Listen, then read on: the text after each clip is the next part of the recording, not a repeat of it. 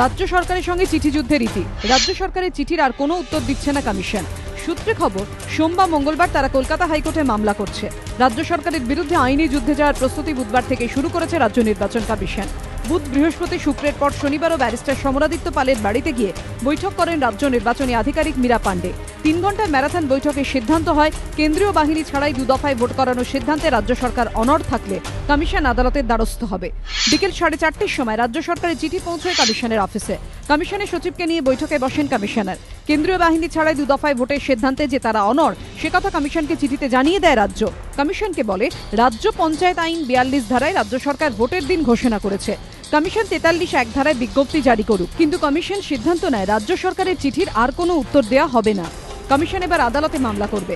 আদালতে যাওয়া নিয়ে অবশ্য এদিন প্রকাশ্যে মুখ খোলেননি রাজ্য নির্বাচন কমিশনার। মীরা পাণ্ডে বলেন, পরিস্থিতি খতিয়ে দেখে সিদ্ধান্ত। Give you no reply at the moment. আমি তো বললাম যে আমরা এক্সামিন করে ডিসিশন নেব, ঠিক আছে? কমিশন সূত্রের খবর, সোমবার মঙ্গলবার তারা কলকাতা হাইকোর্টে মামলা করবে।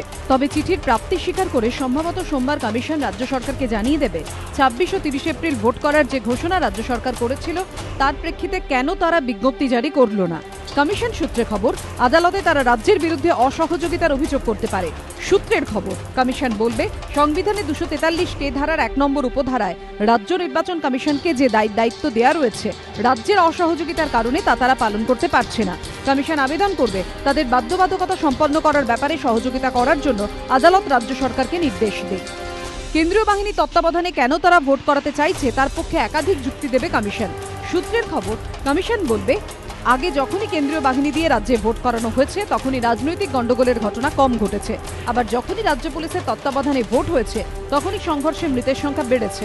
তাছাড়া ভোটের দিন শুধু বুথে সশস্ত্র বাহিনী দেওয়াই যথেষ্ট নয়, দল নির্বিশেষে প্রার্থীরা যাতে ঠিকভাবে মনোনয়নপত্র দাখিল করতে পারেন, ভোটাররা যাতে নির্ভয়ে ভোট দিতে যেতে পারেন, সেজন্য আগে থেকেই সার্বিক নিরাপত্তার প্রয়োজন, যা শুধু রাজ্য পুলিশ দিয়ে সম্ভব নয়। ওয়াকিবহাল মহল মনে করছে, পঞ্চায়েত জটের জল আদালত পর্যন্ত গড়ানোয় ভোটের ভবিষ্যৎ আপাতত বিস্মাও জলে।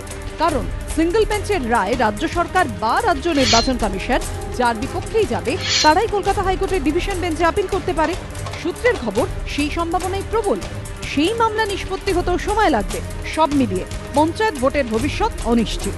ধ্রুবজ্যোতি প্রামাণিক ও দীপক ঘোষের রিপোর্ট, এবিপি আনন্দ, কলকাতা।